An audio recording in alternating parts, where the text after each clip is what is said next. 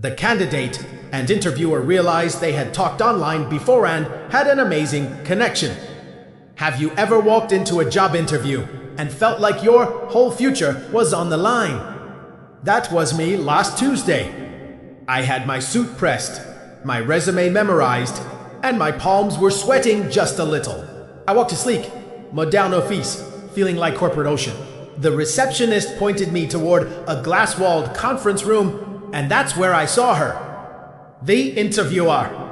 She was the head of marketing, and her name was Sarah. I sat down, we exchanged pleasantries, and the interview started. Standard stuff at first. Tell me about your previous role. What's your biggest weakness? I was giving my rehearsed, polished answers, trying to sound professional and competent. But then she asked about my hobbies, what I do for fun outside of work. I hesitated for a second. Should I give the safe answer, like reading or hiking? Instead, I took a risk. I told her the truth. I told her I spend my weekends co-managing an online community dedicated to restoring and colorizing old black and white films.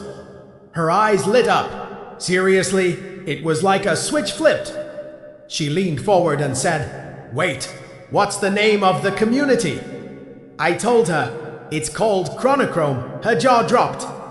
She just stared at me for a good 5 seconds, completely silent. I started to panic. Did I say something wrong? Was my hobby too weird? Maybe I should have just said hiking. Then she smiled. A huge, genuine smile. She said, "I don't believe this. My username is Pixel Patina. We've been working on that old Charlie Chaplin restoration project together for the last 6 months. My brain short-circuited, Pixel Patina. The person I'd been chatting with almost every single day.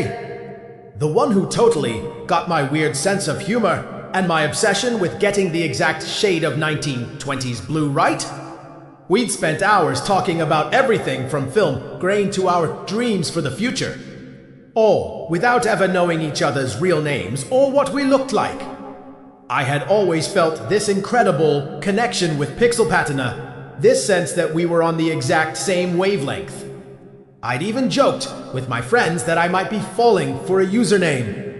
And here she was, sitting right in front of me, about to decide if I was worthy of a job. The entire atmosphere of the interview changed instantly. The formality just evaporated. We weren't an interviewer and a candidate anymore, we were a joueuse. We started talking, really talking. Not about my 5-year plan or my key performance indicators. We talked about that ridiculously difficult silent film from 1927 that we both loved, the one nobody else seemed to appreciate. We laughed about the time we argued for 3 days straight over the color of a dress in a photograph from the Great Depression, only to find out later the dress was actually gray. She told me she was always so impressed by my dedication and my eye for detail online, and I told her I was. Amazed by her leadership and how she could always rally the community to tackle a new project. It was surreal. We were basically giving each other the best character references you could ever imagine, all based on our anonymous online friendship. I was learning more about her as a person in those few minutes than I ever would have from a corporate bio. She wasn't just Sarah, the head of marketing. She was Pixel Patina, the passionate, funny, and incredibly smart person I'd come to admire so much. The interview, which was scheduled for 30 minutes, ended up lasting for nearly 2 hours. We could talk. It was like catching up with an old friend you haven't seen in years, except we had never actually met. We had connected on a level that was deeper than just a profile picture or a job title. We connected through a shared passion, a shared world that we had built together, pixel by pixel. As the interview finally wound down, she looked at my resume, then looked back at me and said, "Well, I think I already know you're a good team player and incredibly dedicated. The job is a different story, of course. We still have a process to follow, My heart sank a little. I thought, oh no, after all this, what if I don't get the job? It would be so awkward. How could we go back to being online friends after this? She must have seen the look on my face because she quickly added, but separate from all that, I can't believe I finally get to put a face to the name. This is insane, I agreed, still trying to process the whole thing. We stood up, shook hands, and this time it felt completely different. There was a spark, a real human connection that went beyond the professional handshake. Walking out of that office, I didn't even care if I got the job anymore. Okay, I cared a little, but the bigger feeling was just wonder. The universe works in such strange and mysterious ways. What were the odds?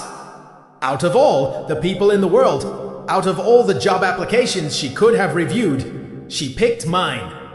And out of all the interviewers I could have gotten, I got her. A few days later, I got a call. It was Sarah, she said, so I have some good news and some interesting news.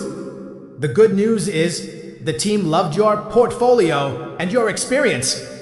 We'd like to offer you the position. I was ecstatic. I was shouting yes. Before she even finished, then she paused and said, and the interesting news, how do you feel about getting coffee this weekend? As though, you know, not as your new boss, but as a friend. And that's how I not only got my dream job, but also met someone who I genuinely believe might be my soulmate. All in the most unexpected way possible. We had built the foundation of a relationship online, based purely on personality and shared interests, without any of the biases of the physical world. And then, reality brought us together. The first day at my new job was hilarious. People were a little confused by how friendly I was with the head of marketing right off the bat. They probably thought I was just a really good networker. Little did they know, we had already spent hundreds of hours together in our own little digital world. Our relationship, both at work and outside of it, has been incredible. At work, we have this amazing shorthand. We understand how the other person thinks, which makes collaborating on projects a breeze. And outside of work, it's even better. We still spend our weekends working on our old films, but now we do it side by side, on the same couch, with a bowl of popcorn between us. It just goes to show you that you can find a connection in the most unexpected places. You never know when the person on the other side of the screen, the one you've been sharing your passions with, might just walk into your life and change it forever. So, be yourself, share what you love, because your real people will find you, sometimes expected. Like during a job interview for the position that will change your life. This whole experience has taught me that the connections we make online can be just as real and meaningful as the ones we make in person. Sometimes, they can be even more so because they're built on something pure and shared. So if you're ever feeling like you only have online friends, don't discount them. You never know. One of them might just be your future boss, or your future partner, or maybe even both. The world is a weird, wonderful, and surprisingly small place. If you liked this story, and if you believe in those crazy, magical moments of connection, if you like, give me a like and subscribe. Thanks for listening.